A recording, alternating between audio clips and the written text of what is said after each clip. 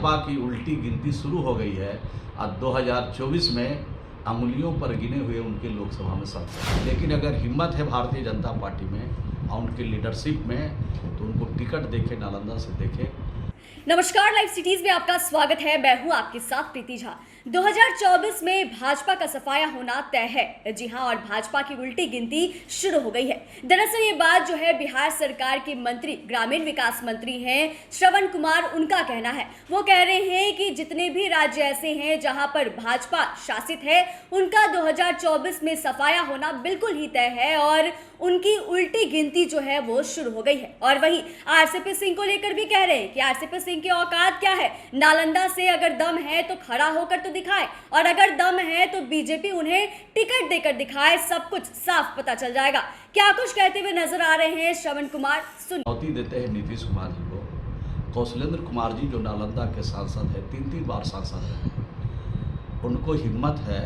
अब भारतीय जनता पार्टी को मैं चुनौती देता हूँ कि उनको टिकट दे के देखें। मुझे नहीं लगता है कि उनको कहीं से टिकट मिलेगा, लेकिन अगर हिम्मत है भारतीय जनता पार्टी में और उनके लीडरशिप में तो उनको टिकट देखे, नालंदा से देखे।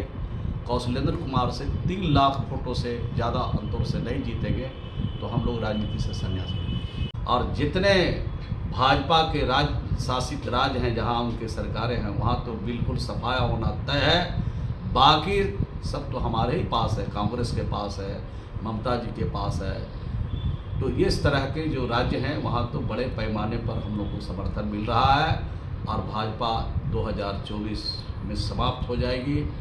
और भाजपा से भारत करते हुए थकते नहीं थे। इसी बिहार शरीफ के मैदान में क्या क्या निकलते कहते, हमारे नेता का जो सोच है, हमारा वो एमपी है, अगर लड़ना चाहे तो आके लड़ के देख लें। अगर जमानत जब्त नहीं हो गया तो समझ लीजिए क्या होगा।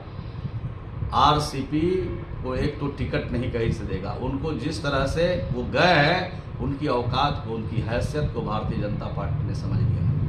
100 गाड़ी लेके चलते थे तो 50 लोग कहीं जमा करना करते थे। माला यहीं से उनके नेता ले जाते थे, वही माला उनको पहनाया जाता था। यहीं से पैसा जाता था, वहाँ पर भोजन का इंतजाम और नाश्ता का इंतजाम होता था। आप लोगों से कोई बात छिपा हुआ है? आप लोग को सब बात पता है, हमसे बेकार न पूछते हैं। आप ही लोग चलाइए कि कैसे कैसे खेला होता था। आप नालंदा में घूमे तो उनको लोगों ने नकार दिया। अब आने वाले दिनों में और उनको नकारेगी, क्योंकि भाजपा का दामन थामे हैं। अब भाजपा की उल्टी गिनती शुरू हो गई है और 2024 में अंगुलियों पर गिने हुए उनके लोकसभा में सांसद।